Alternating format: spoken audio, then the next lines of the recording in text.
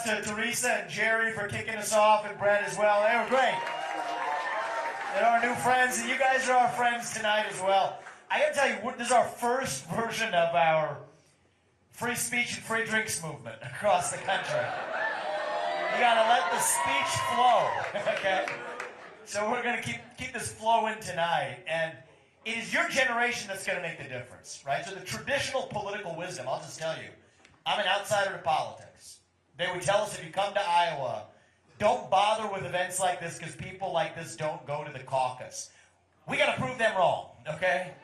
Your generation, I mean, that's everything we're going to talk about tonight. The reason that we're doing it is, I'm speaking to multiple generations in the room, but especially those of you young people in this room, this is why we are doing what we're doing. So we are counting on you. January 15th, you mark it down now. Prove everybody else wrong. They think that you're not engaged, that you could care less about your own future and the future direction of the country. No.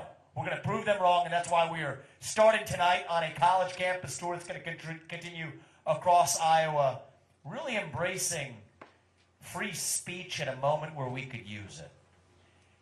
I want to thank you. I want to start with a reflection on what's going on in the world. Right? We live in a difficult moment. We've been lulled into thinking that we can take peace for granted. I'll tell you, when I was in college, 2001, the post-2001 era, I was a junior in high school when those two planes hit the Twin Towers. And it was a disaster, a calamity. We responded with such emotion, we didn't know what to do with it. We were united as Americans. That was the last time I remember us actually being united as one country. But in the aftermath of that, and I just think it's really important for, can you just by a show of hands, who here was born on 9/11/2001?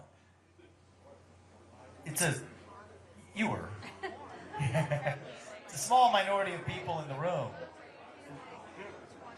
The reason I bring that up is, this is important.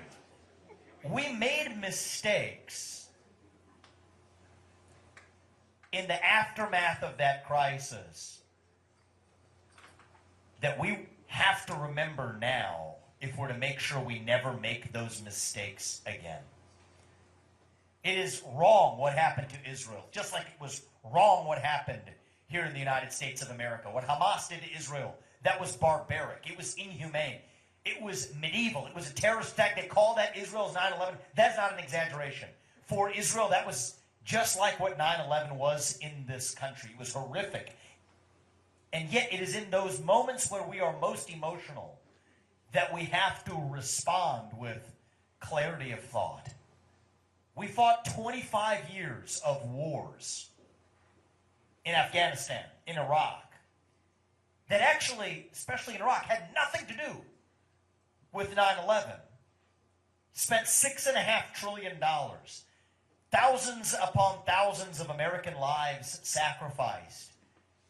To what end, we ask today? The Taliban is still in charge in Afghanistan 20 years later.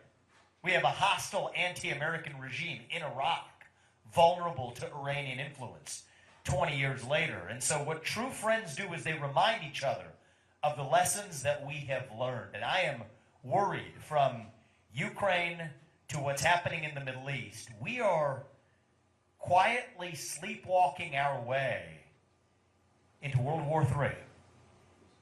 And what we require right now more than ever is a commander-in-chief, I think, coming from the outside, from the next generation, to reach the next generation, who had lived through that and saw it, to understand that we will not make those mistakes again in this country. So when we open this up to Q&A, I'm expecting many of you to have questions on a range of topics, foreign policy included. We'll come back to that. But it's